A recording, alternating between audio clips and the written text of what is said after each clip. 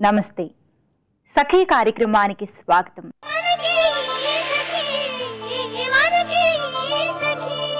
ఆ మధ్య ఓ తెలుగు సినిమా చూస్తుంటే అందులో హీరో హీరోయిన్లు పాడుకుంటున్న ఒక పాట సరదాగా అనిపించిందండి.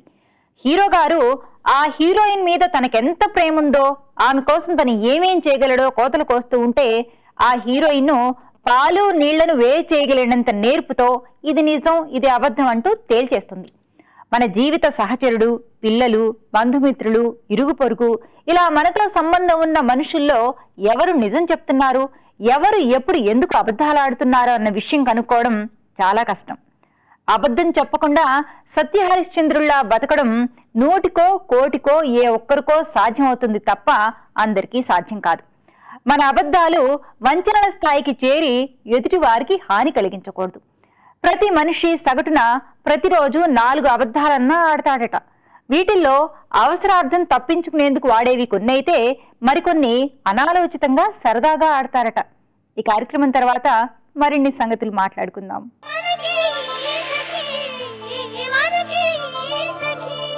నమస్కారం. మీ సఖీ కార్యక్రమానికి స్వాగతం. సఖులు, మహిళలకి ఎలాంటి చట్టాలు ఉన్నాయి, ఆ చట్టాలు మహిళలకి ఎలా ఉపయోగపడతాయి, ఇలాంటి విషయాలన్నీ మనకు తెలియచేయడానికి మనతో పాటు ప్రముఖ లాయర్ పార్వతి గారు ఉన్నారు. మరి ఆవిడని అడిగి ఈ ఎపిసోడ్లో మరిన్ని విశేషాలు తెలుసుకుందాం. నమస్తే మేడం. నమస్తే. మనకి ఉత్తరాన్ని ఓ సఖి రాస్తున్నారు వరంగల్ నుంచి. ఆమె వీలునామా రాయాలనుకుంటున్నారు. వీలునామా ఎలా రాయాలి, రాసేటప్పుడు తీసుకోవాల్సిన జాగ్రత్తలు ఏంటి, అసలు వీలునామా అంటే ఏంటి అని అడుగుతున్నారు. వీలునామా గురించి భారత వారసత్వ చట్టం 1925 సెక్షన్ 2H చెప్తుందన్నమాట. అసలు వీలునామా అంటే ఎవరైనా వ్యక్తి తనకు ఉండేటటువంటి ఆస్తిపాస్తులు అంటే స్థిరాస్తి కానీ చరాస్తి కానీ వాటిని తమ మరణానంతరము ఎవరికి చెందాలో లేకపోతే ఏ రకంగా ఎవరెవరికి సంక్రమించాలో చట్టబద్ధంగా వ్రాతపూర్వకంగా వ్రాసేటటువంటి పత్రాన్ని వీలునామా అని అంటున్నారనమాట. కాబట్టి ఈ వీలునామా వ్రాయాలి అని అనుకున్నప్పుడు దానికి కొన్ని కండిషన్స్ ఉన్నాయి, అంటే కొన్ని పద్ధతులు ఉన్నాయన్నమాట. ఎట్లా రాయాలి, అందరికీ డౌట్ వస్తుంది వీలునామా ఎట్లా రాయాలి అని చెప్పేసి. మొట్టమొదట మన లాంగ్వేజ్ గురించి ఆలోచిస్తాం. భాష. వీలునామా అన్నది సంక్లిష్టంగా కాకుండా ఎవరి ప్రాంతీయ భాషలో వాళ్ళు రాసుకుంటే బాగుంటుంది. అంటే ఎవరు మాట్లాడే భాషలో రీజనల్ లాంగ్వేజెస్లో రాసుకుంటే బాగుంటుంది. అంతేకాకుండా స్పష్టంగా అర్థమయ్యేలాగా చిన్న చిన్న పదాలతో వీలునామా వ్రాసుకోవాలి. ఇంకొకటి, వీలునామా యొక్క ముఖ్య ఉద్దేశం ఏంటంటే ఆస్తిని సంక్రమింపచేయాలి, ఆస్తిని వేరే వారికి రాయాలి. కాబట్టి ఆస్తి సంక్రమణ అన్నది వీలునామాలో ఉండాలి. ఇంకొకటి, వీలునామా అన్నది తన మరణానంతరము అమల్లోకి వస్తుంది అని చెప్పేసి స్పష్టంగా మెన్షన్ చేసుకోవాలి.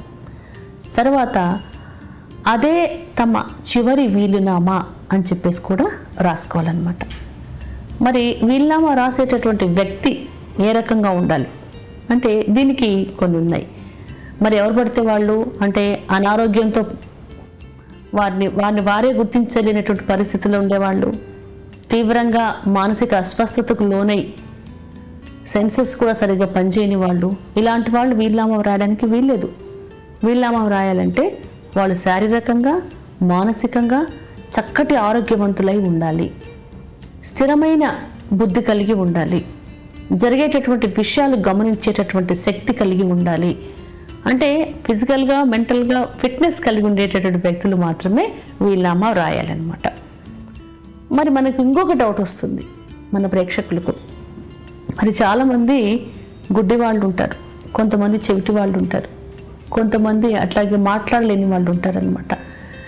మరి ఛాలెంజ్డ్ పీపుల్ మరి వాళ్ళు ఏ రకంగా వీలునామా రాస్తారో వాళ్ళు రాయవచ్చా అని అనుకుంటారు. వాళ్ళందరూ కూడా వీలునామా రాయొచ్చు. ఎందుకంటే ఆ వీలునామా యొక్క పరిణామాలు ఏ రకంగా ఉంటాయో తెలుసుకునేటటువంటి శక్తి వాళ్ళకు ఉంటుంది. అంటే గుడ్డి వాళ్ళని ఇంత మాత్రాన తెలియకుండా ఉండదు, మిగతా ఇతరుల వాళ్ళు ఛాలెంజ్డ్ పీపుల్ అని తెలియకుండా ఉండదు. కాబట్టి ఇలాంటి వాళ్ళు వీలునామా రాసుకోవచ్చు. వీలునామాకు రిజిస్ట్రేషన్ అవసరమా, రిజిస్ట్రేషన్ అవసరం లేదా అని డౌట్స్ వస్తున్నాయి. చట్ట ప్రకారం అయితే ఎక్కడ వీలునామా కంపల్సరీగా రిజిస్ట్రేషన్ చేయాలని చెప్పేసి ఎక్కడ చెప్పలేదు. కాకపోతే ఒకవేళ ఆ వీలునామా వ్రాసిన వ్యక్తి చనిపోయిన తర్వాత ఎవరైనా అది తప్పుడు వీలునామా అని చెప్పేసి కోర్టుకు ఎక్కిన పక్షంలో, ఆ వీలునామా చెల్లదు రద్దుపరచండి అని కోర్టుకు ఎక్కిన పక్షంలో రిజిస్ట్రేషన్ చేసినప్పుడు రిజిస్ట్రార్స్ ముందు మనం రిజిస్ట్రేషన్ చేసుకుంటాము రిజిస్ట్రార్ ఆఫీస్లో.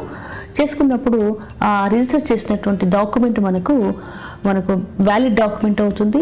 అది మనకు ఎవిడెన్స్ కింద వస్తుంది. కాబట్టి ముందు జాగ్రత్త కింద ఈ మధ్య ఇటీవల కాలంలో అందరూ కూడా వారు రాసేటటువంటి వీలునామాలను రిజిస్ట్రేషన్ చేయించుకుంటున్నారు. అది మనకు చట్టబద్ధంగా ఏదైనా ప్రాబ్లమ్స్ వస్తే మనకు తోడ్పడుతుంది. ఇప్పుడు మేడం మరి వీలునామా అన్నప్పటికీ ఆఖరి వీలునామా అని అందులో రాయాలని అన్నారు. మరి ఆఖరి వీలునామా అనేటప్పటికి ఇది ఎప్పటికి అమల్లోకి వస్తుంది? ఓకే, జనరల్గా వీలునామాలు అంటేమో వీలునామా అమల్లోకి వచ్చేదే వారి తదనంతరము, వారి మరణానంతరము. మీరు చెప్పినట్టు ఆఖరి వీలునామాని రాసుకుంటారు. ఒకవేళ ఆఖరి వీలునామాని రాసుకున్న పక్షంలో తర్వాత వాళ్ళకి మళ్ళీ ఏదైనా సెకండ్ థాట్ వచ్చినప్పుడు, లేదు నేను వీలునామా రాయడం కుదరదు, వేరే వాళ్ళకి ఇంకా కొంత రాయాలని కానీ ఒకరికి తగ్గించాలని కానీ అలాంటి భావన వచ్చినప్పుడు ఆ వీలునామాను వాళ్ళు టోటల్గా క్యాన్సిల్ చేసుకోవచ్చు. 10 మంది సమక్షంలో దాన్ని చించివేయచ్చు, బర్న్ చేయొచ్చు, ఇంకొక వీలునామా ఫ్రెష్గా రాయొచ్చు. అంటే చనిపోవడానికి ముందు ఆఖరణ ఏ వీలునామా అయితే ఉంటుందో ఆ వీలునామాయే చెల్లుబాటులోకి వస్తుంది అన్నది ఈ వీలునామా గురించినటువంటి సమాచారం అన్నమాట. అంతే, ఇది కూడా కాకుండా మళ్ళా ఒకవేళ ఈ వీలునామా సరిపోలేదు, ఇంకా కొంత ఎక్స్ప్లెనేషన్ ఇచ్చుకోవాల్సి వస్తుంది అని అనుకున్నారనుకోండి, దానికి ఏం చేస్తారంటే అనుబంధంగా ఇంకోటి రాసుకోవచ్చు అనమాట. అంటే దానికి దీనికి కనెక్షన్ ఉంటుంది అనమాట. దాన్ని ఏమంటారంటే లీగల్ పరిభాషలో కోడిసిల్ అని అంటారనమాట. దానికి అనుబంధంగా ఇంకొక కోడిసిల్ రాసుకోవచ్చు. ఇష్టం లేకపోతే వీలునామా చించివేసుకోవచ్చు, మళ్ళీ రాసుకోవచ్చు. ఏదైతే ఆఖరి రాస్తారో వీలునామా అదే చెల్లుబాటు అవుతుంది. ఓకే మేడం, ఇప్పుడు మరి ఒకటే ఫ్యామిలీకి సంబంధించి ఒక 3 బ్రదర్స్ ఉండి ఒకే సిస్టర్ ఉంటే తనకు కూడా ఈక్వల్ షేర్ వచ్చి వీలునామా రాయాలన్నప్పుడు అది సాధ్యమా? అంటే తనకు కూడా రైట్ ఉందా? వీలునామా అన్నది ఏంటంటే పేరెంట్స్కి వారికి ఇష్టం వచ్చిన వారికి రాసుకునేటటువంటి అవకాశం ఉంటుందన్నమాట. ఎందుకంటే వాళ్ళు సెల్ఫ్ అక్వైర్డ్ ప్రాపర్టీ, వాళ్ళు స్వార్జితమైన సంపాదన గురించి వీలునామా రాసిన పక్షంలో ఎవరికైనా ఇవ్వచ్చు. పిల్లలకి ఒక సంతానంలో కొంతమందికి ఎక్కువ వాటా ఇవ్వచ్చు, కొంతమంది తక్కువ వాటా ఇవ్వచ్చు, అసలు కొంతమందికి ఇవ్వకుండా కూడా ఉండొచ్చు. అసలు పిల్లలు ఎవరికి కాకుండా ఏ దేవాలయానికో చారిటీ సంస్థకో ఎవరికైనా రాసుకునేటటువంటి అవకాశం ఉంటుంది. కనుక వీలునామాలో మాకింత రాయండి అని చెప్పేసి డిమాండ్ చేసేటటువంటి హక్కు ఎవరికి కూడా లేదు. ఇంకా ఈ వీలునామాలో పరిమితమైన హక్కులు ఉండే ప్రాపర్టీ మీద కూడా వీలునామా రాసుకోవచ్చు. పరిమితమైన ప్రాపర్టీ అంటే ఒక వ్యక్తి వీలునామా రాసేటటువంటి వ్యక్తి అతని తండ్రికి సంబంధించినటువంటి ఆస్తులు విభాగం అవ్వకుండా ఉంటే ఇతనికి ఆస్తులో ఎంత వాటా వస్తుందో, అంటే పరిమితమైన వాటా వస్తుంది కదమ్మా, దానికి సంబంధించి కూడా ఇతను వీలునామా ద్వారా వేరే వాళ్ళకు ఆస్తి సంక్రమింప చేసుకోవచ్చు. కాకపోతే వీలునామా అందరికీ సమానంగా రాయాలని రూల్ లేదు, అందరికీ ప్రాపర్టీ ఇవ్వాలని రూల్ లేదు, ఎవరికి కూడా ఇవ్వకుండా ఉండవచ్చు అనమాట. ఓకే మేడం, మరి వీలునామా ఎలా రాయాలి, అసలు వీలునామా అంటే ఏంటి, ఇవన్నీ మా సకులందరికీ చాలా చక్కగా వివరించారు. ధన్యవాదాలు మేడం. నమస్తే. అబద్ధాలు అన్ని వయసుల్లో ఉన్నవారు ఆడతారు. అందాక ఎందుకు, ఆ భగవంతుడు కూడా తన లీలల్ని చూపేందుకు అబద్ధాలు ఆడాడని మన పురాణాలు చెబుతున్నాయి. మన చిన్ని కృష్ణుడు మన్ను తిన్నాడని తల్లి దండించబోతే లేదన్నట్లు తల అడ్డంగా ఊపాడట. ఏదీ నోరు తెరు అంటూ గద్దిస్తే ఆ నోటిలో సమస్త లోకాలు కనిపించాయట. అది చూసిన ఆ తల్లి తన జన్మ ధన్యమైందని అనుకుందట. మనల్ని కాపాడుకునేందుకు ఎదుటి వాళ్ళని ఇబ్బంది పెట్టకుండా ఉండడం కోసం కూడా మనం చిన్న చిన్న అబద్ధాలు ఆడతాం. భోజనం వేళ దాటిపోయాక వచ్చిన అతిథి ఆ ఇంటి ఇల్లాల్ని ఇబ్బంది పెట్టడం ఎందుకని కడుపులో ఆకలి నకనకలాడుతున్నా భోజనం చేసే వచ్చానండి అంటూ ఉంటారు. భార్య ఆ రోజు కూర బాగా చేయకపోయినా కొందరు మంచి భర్తలు కంచాలు విసిరేయకుండా కూరకేం బ్రహ్మాండంగా ఉంది అని భార్యామణిని సంతృప్తి పరుస్తారు. మరి కార్యక్రమం చూసేయండి, మళ్ళీ మాట్లాడుకుందాం.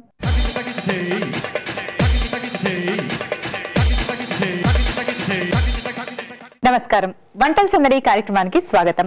ప్రతిరోజు రకరకాల రుచికరమైన వంటకాలని మీకు పరిచయం చేస్తున్న మా వంటల సందడి ఈ రోజు కూడా ఒక రుచికరమైన వంటతో రెడీగా ఉందండి. మరి ఆ వంటను మనకు పరిచయం చేయడానికి మనతో సింధుజ రెడీగా ఉంది. సో సింధుజ ఈ రోజు మన కోసం ఏ వంట చేయబోతున్నారో తన్నే అడిగి తెలుసుకుందాం. హాయ్ సింధుజ. హాయ్ సింధుజ, ఏ ఊరు చేస్తున్నాం? బెల్లంపల్లి, ఆదిలాబాద్ డిస్ట్రిక్ట్. ఈ రోజు మాకేం చేసి చూపిస్తున్నాం? బ్రెడ్ అటుకుల బజ్జీలు, స్నాక్ ఐటమ్. సో మరి దీనికి కావాల్సిన పదార్థాలు ఏంటో చెప్తా? చెప్తా. ఓకే. అటుకులు, శనగపిండి, కొత్తిమీర, అల్లం, తినే సోడా, ఉప్పు, బ్రెడ్ స్లైసెస్ పొడి, పుదీనా, కారం, కరివేపాకు, ఆయిల్. సింధుజ, బ్రెడ్ అటుకుల బజ్జీలు తయారు చేసుకోవడానికి కావాల్సిన పదార్థాలు చెప్పేసావు. మరి ఇది ఎలా తయారు చేస్తారో తెలుసుకోనుంది మాకు. ఫస్ట్ ఏం చేయాలో చెప్తావా? ముందుగా అటుకుల్ని తీసుకోవాలి, బ్రెడ్ అటుకుల్ని రెండింటిని తీసుకుందాం. ఓకే, తీసుకొని బ్రెడ్ అటుకులు రెండు ఒక బౌల్ కావాలా? ఓకే.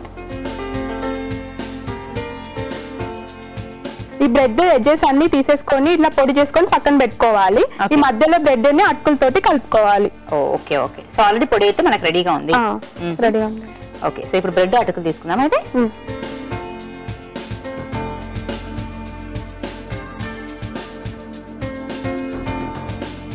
అంటే వీటిని వాటర్ లో ముంచాలి. డిప్ చేయాలా? వాటర్ వేయండి, అందులో వేయండి. చాలా ఉంచాలి. ఇది కలుపుకోవడానికి ఇంకొక బౌల్ కావాలి, ఇవి రెండు కలుపుకోవడానికి. సో బౌల్ కావాలా? అవునండి. ఓహో, అలా డిప్ చేసి అందులో నీళ్లు పిండేసి ఇందులో వేసుకోవాలి. ఓకే. కానీ ఏదైనా ఇది కూడా అటుకులు కూడా సేమ్ ఇలానే. ఓకే, అటుకులు కూడా సేమ్ అందులో నానబెట్టి పిండేసి అందులో వేయాలి. ఈ రెండింటిని ఇట్లా మిక్స్ చేసుకోవాలి. ఓకే. దీనికి తగినంత కారం వేసుకోవాలి. సో కారం చాలా పడుతుందా దీంట్లో? లేదు, కొంచెం చాలు. డీప్ ఫ్రైకి ఆయిల్ పెట్టుకుందాం. సో ఇది డీప్ ఫ్రై వెరైటీ కాబట్టి మనం డీప్ ఫ్రైకి ఆయిల్ పెట్టేద్దాం.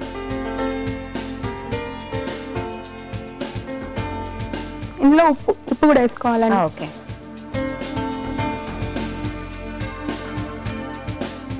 ఓకే, ఆయిల్ ఇస్తావా అక్కడ నుంచి సింధుజ?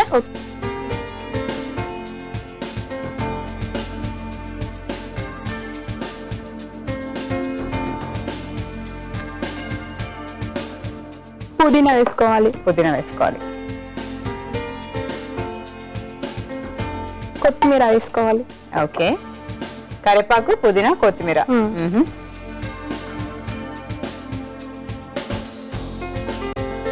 అల్లం స్పూన్.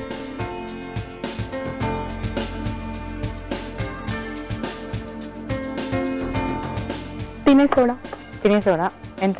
కొంచెం వేసుకుంటే సరిపోతుంది. చాలా. సో తినే సోడా వేసుకున్న తర్వాత బాగా కలుపుకోవాలి. ఇప్పుడు శనగపిండి తీసుకోవాలి. ఓకే, దీనికి కూడా ఒక బౌల్ ఇవ్వాలి. దానికి ఒక బౌల్ కావాలా? చిన్న. ఓకే. సో ఎందుకు ఇప్పుడు బౌల్ ఏం చేస్తున్నాం? దీన్ని బజ్జీల పిండిలా కలుపుకోవాలి, శనగపిండిని. ఇందులో ఉప్పు, కారం వేసుకోవాలి లైట్ గా. ఉప్పు కూడా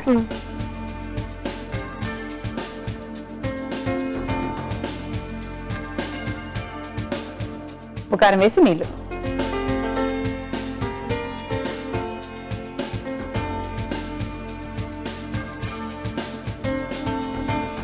సో సింధు, ఆయిల్ కూడా వేడెక్కింది.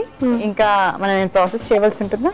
ఇంకేం లేదండి, ఇవి ఇట్లా రౌండ్ గా చేసుకోవాలి. ఫస్ట్ కలిపినది ఉంది కదండి, అవును. దీన్ని ఎట్లా షేప్ కావాలంటే అలా చేసుకోవాలి. ఇట్లా శనగపిండిలో ఇట్లా ముంచుకోవాలి. ఈ బ్రెడ్ స్లైసెస్ పొడి ఉంది కదా, అవును, దాంట్లో ఇలా అద్దుకొని ఆయిల్ వేసుకొని డీప్ ఫ్రై చేసుకోవాలి. వేసేది.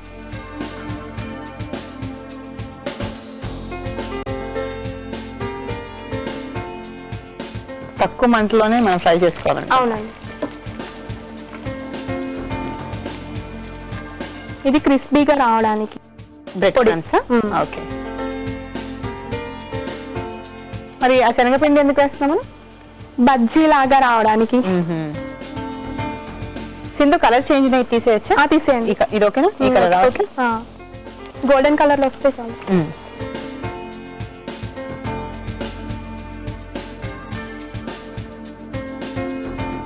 సో అన్ని అందులో నుంచి కొంచెం కొంచెం ముద్ద తీసి ఈ శనగపిండిలో డిప్ చేసి బ్రెడ్ పౌడర్ లో అటు ఇటు చేసేసి ఆయిల్ ఫ్రై చేసేసుకోవాలి. ఓకే. సో సింధు, తీసేయచ్చా ఇవి? తీసేయచ్చండి. స్టవ్ ఆఫ్ చేసేద్దాం అందులో.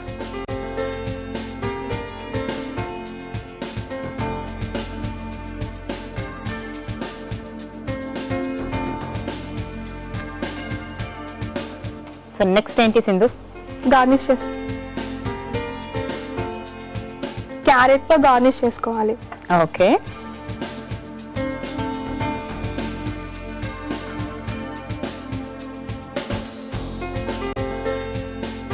బ్రెడ్ అటుకుల బజ్జీలు రెడీ అయిన టేస్ట్ చూసి చెప్పండి. ఓకే, బ్రెడ్ అటుకులతో ఇప్పటివరకు మనం చాలా వెరైటీస్ చూసామండి. బ్రెడ్ అటుకులు కలిపి దాంతో బజ్జీలు కొత్తగా ఉంది కదా, నచ్చింది కదా. మరి మరొకసారి ఈ బ్రెడ్ అటుకుల బజ్జీలు తయారు చేసుకోవడానికి కావాల్సిన పదార్థాలు ఏంటో, ఇది ఎలా తయారు చేస్తారో చెప్తున్నాను, నోట్ చేసుకోండి. బ్రెడ్ అటుకుల బజ్జీ తయారు చేసుకోవడానికి కావాల్సిన పదార్థాలు: బ్రెడ్, అటుకులు, పుదీనా, కొత్తిమీర, ఉప్పు, కారం, తినే సోడా, ఆయిల్, శనగపిండి. బ్రెడ్ అటుకుల బజ్జీలు తయారు చేసే విధానం: ముందుగా బ్రెడ్ 4 మూలలా కట్ చేసి దాన్ని పౌడర్ చేసి ఒక బౌల్లో తీసుకోవాలి. తర్వాత మిగతా బ్రెడ్ ని నీళ్లలో తడిపి ఒక బౌల్లో వేసుకోవాలి. అందులోనే అటుకులను కూడా తడిపి వేసుకోవాలి. ఇప్పుడు ఆ మిశ్రమంలో కారం, ఉప్పు, పుదీనా, అల్లం వెల్లుల్లి పేస్ట్, సోడా ఇవన్నీ వేసి బాగా కలిపి పక్కన పెట్టుకోవాలి. ఇప్పుడు మరో బౌల్లో శనగపిండి వేసి కారం, అందులో ఉప్పు, నీళ్లు వేసి బజ్జీ పిండిలా తడుపుకొని పక్కన పెట్టుకోవాలి. ఇప్పుడు స్టవ్ వెలిగించుకొని డీప్ ఫ్రై కి ఆయిల్ పెట్టి ముందుగా రెడీ చేసి పెట్టుకున్న బ్రెడ్ అటుకుల మిశ్రమంలోంచి కొంచెం కొంచెం ముద్ద తీసుకొని శనగపిండి మిశ్రమంలో రోల్ చేసి బ్రెడ్ పౌడర్ లో డిప్ చేసి ఆయిల్ లో డీప్ ఫ్రై చేసి సర్వింగ్ ప్లేట్ లోకి తీసుకొని క్యారెట్ తో గార్నిష్ చేస్తే బ్రెడ్ అటుకుల బజ్జీలు రెడీ. బ్రెడ్ అటుకుల బజ్జీలు తయారు చేయడం కావాల్సిన పదార్థాలు ఏంటో, ఎలా తయారు చేస్తారో మరోసారి చెప్పాను, నోట్ చేసుకున్నారు కదా. మనకెందుకంటే ఆలస్యం, ఈ బ్రెడ్ అటుకుల బజ్జీలు టేస్ట్ ఎలా ఉంటుందో చూద్దాం.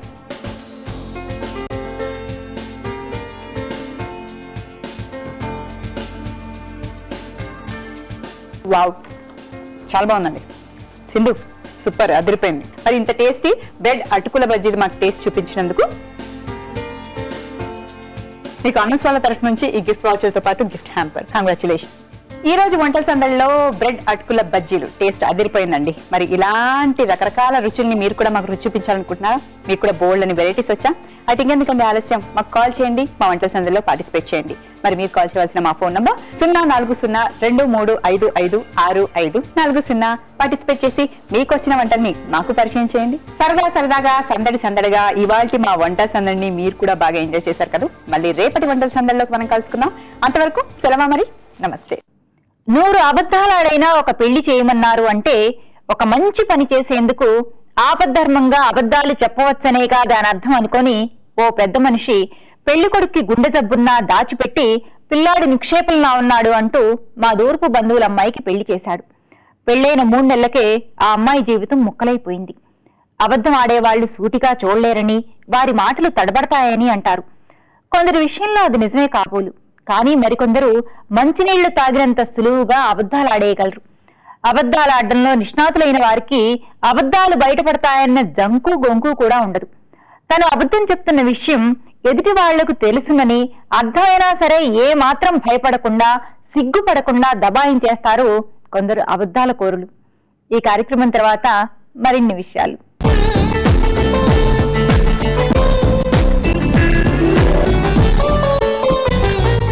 నమస్కారం, కళాసర్వం కార్యక్రమానికి స్వాగతం. సకలు కూచిపూడి నృత్యంలో తనకంటూ ప్రత్యేక స్థానాన్ని సంపాదించుకున్న సరళ కుమారి గారితో ఈ రోజు మనం ఉన్నామండి. మరి సరళ కుమారి గారి గురించి మరిన్ని విషయాలు ఇప్పుడు తెలుసుకుందాం. నమస్కారం సరళ కుమారి గారు. నమస్తే. సరళ కుమారి గారు, మీ బాల్యం, విద్యాభ్యాసం, అలాగే మీరు ఎక్కడ పుట్టి పెరిగారో చెప్పండి. నేను విజయవాడలో పుట్టాను. తాతగారు అమ్మమ్మ దగ్గర పెరిగాను. నేను అక్కడే 7th క్లాస్ వరకు చదువుకున్నాను. తర్వాత హైదరాబాద్ షిఫ్ట్ అవడం, హైదరాబాద్లో హోలీ మేరీ హై స్కూల్లో చదువుకోవడం, తర్వాత వనితా మహావిద్యాలయాల్లో నా intermediate bachelor of arts degree తీసుకోవడం జరిగింది. తర్వాత డాన్స్ పరంగా విజయవాడలోనే నా తొలి గురువు జోసిల సీతారామ శాస్త్రి గారి దగ్గర డాన్స్ నేర్చుకోవడం జరిగింది. ఆ తర్వాత అక్కడే నా 9వ ఏట పర్ఫార్మెన్సెస్ ఇవ్వడం, అక్కడ నేర్చుకున్న నృత్యాన్ని ఇక్కడ రవీంద్ర భారతిలో వచ్చి 1969వ సంవత్సరం ఫస్ట్ పర్ఫార్మెన్స్ నా చిన్నతనంలో ఇచ్చాను. ఆ తర్వాత సుమతి కౌశల్ గారి దగ్గర, వెంపటిచిన సత్యం గారి దగ్గర, కోరాడ నరసింహారావు గారి దగ్గర, ఏలేశ్వరపు సూర్యప్రకాశ్ శర్మ గారి దగ్గర నేను డాన్స్ నేర్చుకోవడం థియరటికల్గా ప్రాక్టికల్గా జరిగింది. ఇవి కాకుండా కూడా నాకు నటరాజు రామకృష్ణ గారు ఎంతో సజెషన్స్ ఇచ్చి నా బ్యాలెన్స్కి వాటికి ఆయన కూడా హెల్ప్ చేయడం జరిగింది. ఏ ఏజ్ లో డాన్స్ అంటే స్టార్ట్ చేశారు నేర్చుకోవటం? నా 4th ఇయర్ మొదలు పెట్టాను డాన్స్ నేర్చుకోవటం. అది కంటిన్యూ అవుతూనే ఉంది. ఎందుకంటే ఆర్ట్ అనేది ఒక సముద్రం లాంటిది, ఎంత నేర్చుకున్నా ఇంకా నేర్చుకోవాల్సింది ఎంతో ఉంటుంది. సో ఈవెన్ ఇప్పుడు నేను చేసే కొరియోగ్రఫీస్ వాటికి కోసం కూడా ఇంకా కొన్ని ముద్రలు నేర్చుకోవడం కానీ, కొన్ని ముద్రలు వెతికి నేర్చుకోవడం కానీ, కొంత కంపోజింగ్స్ అట్లా. సో అంటే మీరు డాన్స్ అంటే పర్ఫార్మెన్సెస్ ఇస్తున్నారు, అలాగే స్టిల్ నేర్చుకుంటూ ఉన్నారు కదా, మీరు ఎవరికైనా నేర్పిస్తున్నారు, ఇన్స్టిట్యూట్ ఏదైనా రన్ చేస్తున్నారా? అవునండి, నేను నాట్యస్థల్ అని పేరుతోటి ఒక ఇన్స్టిట్యూట్ రన్ చేస్తున్నాను. ఇక్కడ చాలా మంది డాన్స్ కి ఏంటంటే ఇది ఒక ఈవినింగ్ వచ్చి ఒక గంట నేర్చుకునే విధంగా కాకుండా వాళ్ళ జీవితంలో కొంతమంది నేర్చుకోవాలి అని ఎప్పుడూ నేర్చుకొని మానేసిన వాళ్ళు, అటువంటి వాళ్ళు రావడము, వాళ్ళకి ఒక పరిపూర్ణమైనటువంటి డాన్సర్ అనే ఫీలింగ్ కలగడానికి వాళ్ళకి నేను జతులు తర్వాత స్టెప్స్ అనేది నేర్పి వాళ్ళలో ఒక గ్రేస్నెస్ వచ్చిన తర్వాత వారి జీవితానికి అనుగుణంగా ఉన్నటువంటి కొన్ని స్పిరిచువల్ సాంగ్స్కి, కొన్ని త్యాగరాయ కీర్తనలకి, కొన్ని అన్నమాచార్య కీర్తనలకి వారికి డాన్స్ నేర్పి వారు ఏదైనా గ్యాదరింగ్స్లో వాళ్ళు కూడా చేసుకుని మేము డాన్సర్లు అని చెప్పుకొని బోల్డ్ మంది నా స్టూడెంట్స్ చాలా ఆనందంగా ఉన్నారు. నా స్టూడెంట్స్ కొంతమంది వాళ్ళు డాన్స్ స్కూల్స్ కూడా మొదలుపెట్టిన వాళ్ళు ఉన్నారు. ఓకే, సో మరి మీరు ఇప్పటి వరకు కూడా ఎన్నో పర్ఫార్మెన్సెస్ ఇచ్చి ఉంటారు అబ్రాడ్ కూడా, అంటే చిన్న వయసు నుంచే మీరు స్టార్ట్ చేశామని చెప్పారు కదా. మీ ఫస్ట్ పర్ఫార్మెన్స్ అనేది ఎక్కడ స్టార్ట్ అయింది? ఫస్ట్ పర్ఫార్మెన్స్ ఎక్కడ ఇచ్చారు? నాకు గుర్తున్నంత వరకు విజయవాడలో దుర్గగుడిలోను. ఆ రోజుల్లో ఏంటంటే శ్రీరామనవమి పందిర్లు చాలా పెద్దగా వేసి చాలా గొప్పగా చేసేవారు, అందులోను అవి నా ఫస్ట్ పర్ఫార్మెన్స్. బట్ ఒక స్టేజ్ మీద అనేది 1969వ సంవత్సరం రవీంద్ర భారతిలో నేను మొదటిసారి ఒక పెద్ద ఫుల్ ఫ్లెడ్జ్డ్ స్టేజ్ మీద పర్ఫార్మెన్స్ చేయడం అనేది జరిగింది అన్నమాట. ఇన్ని పర్ఫార్మెన్సెస్ చేశారు కదా, ఇందులో మీకు సాటిస్ఫాక్షన్ కలిగింది, మీకు బాగా నచ్చిన పర్ఫార్మెన్స్ ఏది? అన్ని పర్ఫార్మెన్సెస్ ఇంపార్టెంటేనండి. అందులో నా జీవితంలో ప్రతి పర్ఫార్మెన్స్ ఒక కొత్తతనాన్ని తీసుకొచ్చింది. అంటే నేను మామూలుగా పర్ఫార్మెన్స్ చేయడం వేరు, 24 గంటలు కంటిన్యూగా నేను పర్ఫార్మెన్స్ చేసి అప్పట్లో గిన్నీస్ బుక్ అంటే వరల్డ్ రికార్డ్ అనే బుక్ తెలియని రోజుల్లో మొదటి గట్టిగా నేను పర్ఫామ్ చేసినప్పుడు అది ఒక మధురమైన అనుభూతి. ఆ తర్వాత నేను కొన్ని బ్యాలెన్స్ చేశాను, లైక్ మహాశ్వేత అని నేషనల్ ఇంటిగ్రేషన్ మీద, దక్షిణావర్త శంఖం అని ఒక శంఖాల మీద 1008 శంఖాలు పెట్టి చేశాను. ఆ ప్రోగ్రామ్ ఎంతో బాగా వచ్చింది. తర్వాత తురీయం అని 7 స్టేజెస్ ఆఫ్ హ్యూమన్ లైఫ్, అది పూర్తిగా ఒక స్పిరిచువల్ సబ్జెక్ట్. దాని మీద నేను చేసినప్పుడు నాకు ఎంతో ఆనందం కలిగింది. ఈ మధ్య కాలంలో ముక్తి శిల్పం అని చెప్పి ట్యూన్స్ ఆఫ్ ఖజురహో అని ఒక బ్యాలే చేయటం, అంటే ఒక ఖజురహో టెంపుల్ని ప్రపంచమంతా ఒక సెక్స్కి సింబలైజేషన్గా గుర్తిస్తున్న రోజుల్లో ఇది కాదు, ఇది స్పిరిచువల్ ఉన్నది అని చెప్తూ ఒక బ్యాలే చేయటం, ఇవన్నీ కూడా దేనికి అవే ఎంతో ఆత్మతృప్తిని ఎంతో ఆనందాన్ని ఇచ్చినాయి అన్నమాట. ఎన్ని పర్ఫార్మెన్సెస్ లో మీరు తీసుకున్న అవార్డ్స్ గురించి చెప్పండి. అంటే చిన్నప్పుడు నాకు సంగీత నాట్య అకాడమీ నుంచి చాలా ప్రోగ్రామ్స్ రావడము, తర్వాత Indian council for cultural relations వారికి ప్రోగ్రామ్ చేయడం జరిగింది. తర్వాత ఎన్నో సభలు వాళ్ళు నాట్య కళాభారతి, నాట్యరాణి, నాట్యరత్న అటువంటి బిరుదులు చాలా వచ్చినాయి. తర్వాత నేను మన state government Hamsa award introduce చేశారు, అది ఫస్ట్ అవార్డు నాకే వచ్చిందన్నమాట. అది నేను చాలా ప్రౌడ్గా ఫీల్ అవుతాను. ఆ తర్వాత నేను 1983 మిస్ ఏపీగా కూడా ఎన్నికయ్యాను. చాలా అవార్డ్స్ వచ్చినాయి. మరి ఈ జనరేషన్ లో ఇప్పుడు క్లాసికల్ డాన్స్ నేర్చుకోవాలి అనుకునే వాళ్ళకి మీరు ఇచ్చే సలహా ఏంటి?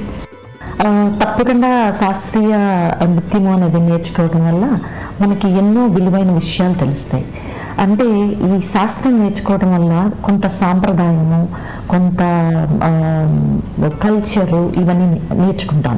తర్వాత ఒక పర్ఫార్మెన్స్ చేస్తున్నాము అంటే అనుకోకుండా మనము ఆ విధమైనటువంటి నగలు, ఆ డ్రెస్ అవన్నీ వేసుకున్నప్పుడు మనలో ఒక సంస్కారం ఎక్కడో తెలియకుండానే అది మనలో ఒక ఇంపాక్ట్ ఇస్తుంది అన్నమాట. సో ఇవన్నీ శాస్త్రీయ నృత్యాలు నేర్చుకోవడం వల్ల తప్పకుండా ఒక మనిషి మీద ప్రభావితం చేస్తాయి. అందుకోసం నేను తప్పని అనను. ఎందుకంటే మారుతున్న సమాజంతో పాటు మనకి కంఫర్టబుల్గా ఉన్నటువంటి ఎన్నో భాషలు అన్ని చేసుకుంటూ మనం ముందుకు వెళ్ళాలి. మనం అలా వెళితే కానీ మనం కూడా మనకి కాంపిటేటివ్గా ఉన్నటువంటి వరల్డ్ కాంపిటీషన్ తోటి మనం సర్వైవ్ కాలేము. కాబట్టి అలా వెళుతూ బట్ మన సాంప్రదాయమైనటువంటి పండగలు పబ్బాలు అటువంటప్పుడన్నా సరే కనీసం మన తల్లిదండ్రులకి సంతృప్తిని, మన మనసుకి సంతృప్తిని ఇచ్చే విధంగా మన సాంప్రదాయాన్ని ఆ పర్టికులర్ డేస్లోనన్నా గౌరవించాలి అని చెప్పి యూత్కి నేను ఇచ్చే సందేశం. సరళకుమారి గారు, మరి ఈ రోజు మా సకల కోసం మీ టైంని కేటాయించి మీ గురించి అలాగే కూచిపూడిలో ఉన్న ప్రత్యేకతని గురించి చాలా చక్కగా వివరించారండి. ధన్యవాదాలు.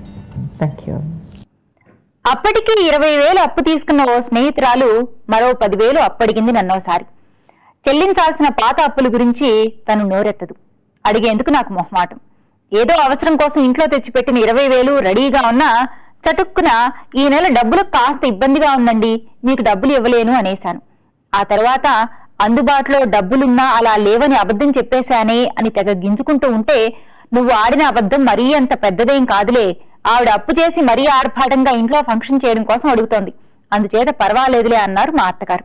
ఒక్కోసారి పాలవాడికో పేపర్ అబ్బాయికో ఇంట్లో పని మనిషికో ఇవ్వాల్సిన డబ్బులు ఇంట్లో రెడీగా ఉన్నా ఇంట్లో డబ్బులు లేనట్లు బ్యాంక్ వెళ్లి తేవాలన్నట్లు ఇవాళ రేపని వాయిదా వేస్తాం. అలా చేసేందుకు పెద్దగా కారణం ఏమీ ఉండదు. కానీ మనం ఇచ్చే ఆ కాస్త డబ్బులే జీవనాధారమైన వాళ్లతో ఇలాంటి అబద్ధాలు ఆడకూడదు. ఈ కార్యక్రమం చూసేయండి, మళ్ళీ మాట్లాడుకుందాం.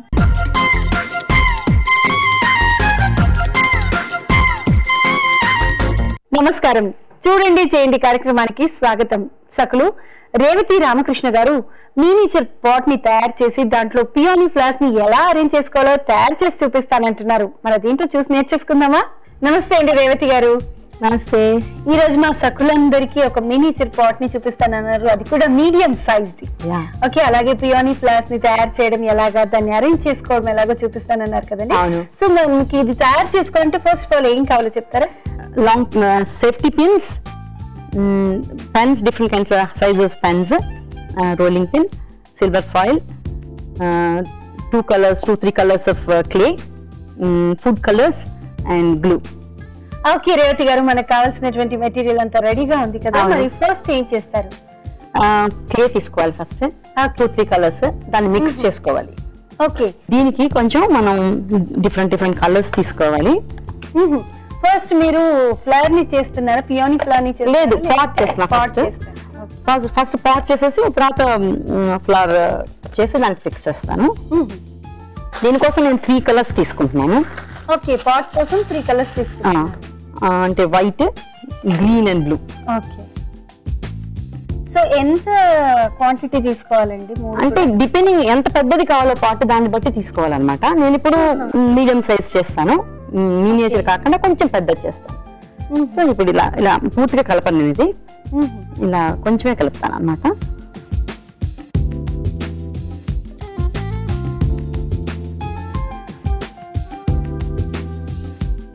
సో క్లేని మనం 3 కలర్స్ ఉన్నటువంటి క్లేని తీసుకున్నామండి. ఆ క్లేని కూడా బాగా కలిపేయకుండా కొంచెంగా కలిపారు, అంటే ఎక్కువగా మిక్స్ చేయకుండా కొంచెంగా మిక్స్ చేశారు. దాన్ని ఇప్పుడు మనం చపాతీ కర్రతో రోల్ చేస్తున్నారు. ఓకే,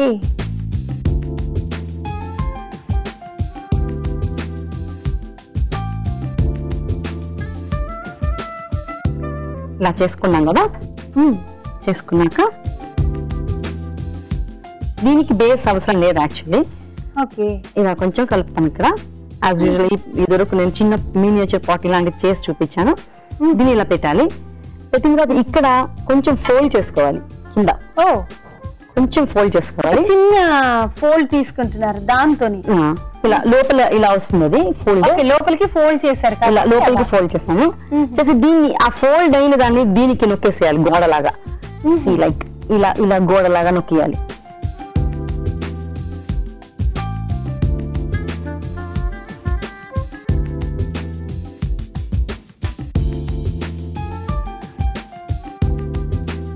సో సో చాలా నీట్ గా వచ్చేసింది. ఇది డిఫరెంట్ కైండ్ ఆఫ్ పాట్ అన్నమాట. ఇద్దరికి చూపించిన పాట్ వేరేగా ఉంటుంది. పాట్ కాదండి ఇది. ఒక పాట్ అనగానే మనకు గుండ్రగా ఉండే పాట్ గుర్తుకొస్తుంది, బట్ దీని షేప్ కూడా డిఫరెంట్ గా ఇచ్చారు రేవతి గారు. కొంచెం ఓల్ షేప్ లో ఉంది ఇది. లోపల ఫోల్డ్ చేయడం వలన అది చక్కగా నిలబడుతుంది పాట్. హ్యాండ్ తో చేసిన పాట్ కాబట్టి చాలా అందంగా కూడా ఉంటుంది అది. దీనికి వేరే బేస్ కూడా చేసుకోవాల్సిన అవసరం లేదు. లోపల మట్టుకు కవర్ చేయాలి.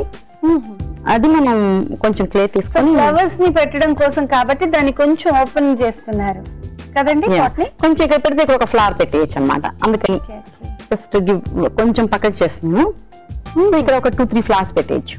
దీంట్లో మనం నిక్ నాక్స్ వేసుకోవచ్చు, డస్ట్బిన్ మీద పెట్టుకొని పిన్స్ గిన్స్ అని పెట్టుకోవచ్చు వాటిని.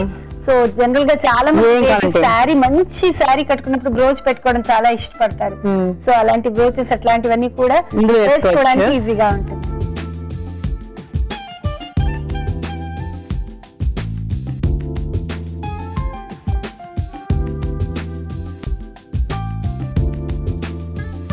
దీన్ని ఏం చేయాలంటే ఇలా పెట్టేసి దీన్ని కొంచెం గ్లూ రాసేసి దీనికి వెనకాల ఓకే జస్ట్ లిటిల్ గ్లూ అన్నమాట. ఇలాగా రాసేసుకోవాలి.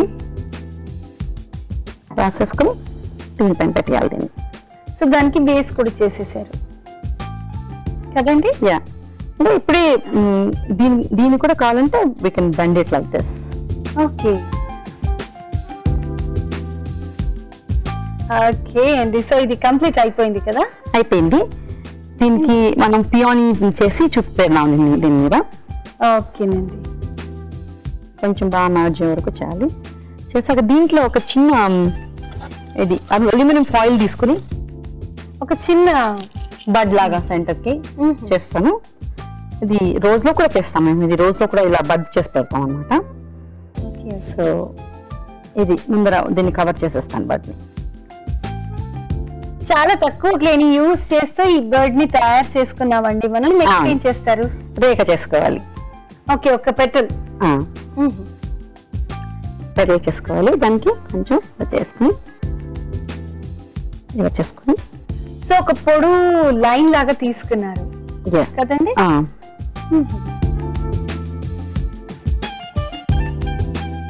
ఇది చివరిన సన్నంగా చేసుకోవాలి. ఓకే ఇటును మామూలుగా రోజు లాగా ఇక్కడ కొంచెం లావుగా ఉంచుకోవాలి. ఇక్కడ మటుకు చాలా సన్నగా ఉండాలి. అప్పుడే రేఖ అందంగా ఉండాలి. ఇలా దీనికి నేలకి దీనికి కలిసి వచ్చేయాలన్నమాట. ఇలాగా తర్వాత కట్ చేసుకోవాలి. ఇక్కడ రాసుకోవాలి. ఇలా ఇది నేను పియోని కూడా ట్రై చేస్తున్నాను. అది యాక్చువల్లీ దీనికి ఇలా పైకి వచ్చేటట్టుగా చుట్టుకోవాలి. దీన్ని ఇలాగా ఈ బడ్డని కవర్ చేసేయాలి ఆల్మోస్ట్. సో ఇలా మొత్తం మనం ఎన్ని పెటల్స్ యూజ్ చేస్తామండి ఫ్లవర్ కి? ఒక 5-6 పెటల్స్ యూజ్ చేయొచ్చు. కాబట్టి ఎక్కువ కూడా పెట్టుకోవచ్చు. ఇట్ డిపెండ్స్ ఆన్ ఎంత పెద్దది చేయాలి అనే దాని మీద ఆధారపడి ఉంటుంది. ఓకేనండి. సో మనం మిగతా పెటల్స్ అన్ని కూడా ప్రిపేర్ చేసేసుకుందామా? అయ్యా చేయండి. సో మొత్తానికి పియానీస్ ఇలా తయారైపోతాయి అన్నమాట. ఎంత క్యూట్ గా ఉందండి ఫ్లవర్.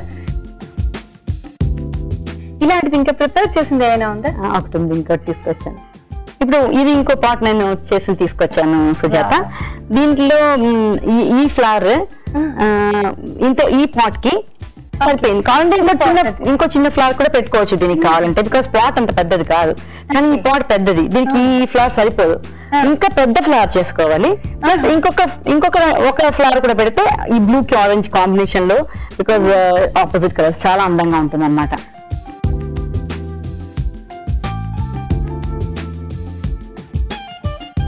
సో నిజంగా మా సకులందరికీ ఒక చక్కటి ఐటమ్ ని పరిచయం చేశారు. థ్యాంక్ యూ సో మచ్ అండి. You're welcome. I'm also very happy to show them all these things. అందరికన్నా ఎక్కువ అబద్ధాలు ఎవరాడతారనే పోటీ గనక ఎవరైనా పెడితే అందులో రాజకీయ నాయకులే ప్రథమ స్థానం పొందుతారట. పైగా ఆడిన అబద్ధం ఆడకుండా ప్రతి ఎన్నికలకి కొత్త అబద్ధాలు ఆడగల సృజనశీలురు వారి అని మా ఆయన అంటూ ఉంటారు. ఫలానా కంపెనీ తయారు చేసిన వస్తువులు, ఫలానా రకం సౌందర్య సాధనాలు, దుస్తులు వాడితే మీ అంత అందగత్తి ఎవ్వరూ ఉండదంటారు. మన బోటి అమాయకులం అంత పెద్ద కంపెనీలు అబద్ధాలు ఎందుకు చెప్తాయని నమ్మేస్తాం. ఫలానా సినిమా లాంటి సినిమా గతంలో ఈ భూ ప్రపంచంలో ఎవ్వరూ తీయలేదని సరికొత్త కథనం, నటన, కథాగల దృశ్య కావ్యమని ఊదరగొట్టేస్తారు. తీరా నమ్మి ఆ సినిమా హాల్లోకి వెళితే హాల్లో ఎవ్వరూ ఉండరు, సినిమా ప్రారంభమైనా కూడా. అబద్ధాల ఆడ్డాన్ని ఎలాగూ ఆపలేం కాబట్టి విన్న ప్రతి దాన్ని నిజమేనని నమ్మేయకుండా కాస్త జాగ్రత్తగా ఆలోచించి విఘ్నతతో వ్యవహరించటం నేర్చుకోవడం ఉత్తమం అనుకుంటాను. మీరేమంటారు? సరే, మరి వాటి సఖీ కార్యక్రమాలపై మీ అభిప్రాయాలు సూచనలు మాకు తెలియజేస్తారు కదూ. మా చిరునామా సఖీ, ఈటీవీ 2, రామోజీ ఫిల్మ్ సిటీ, హైదరాబాద్ 501512. మా ఫోన్ నెంబర్ 040-2355-6540. మా ఇమెయిల్ ఐడి sakhi@ttv.co.in. రేపటి మీ సఖీలో మళ్ళీ కలుసుకుందాం. నమస్తే.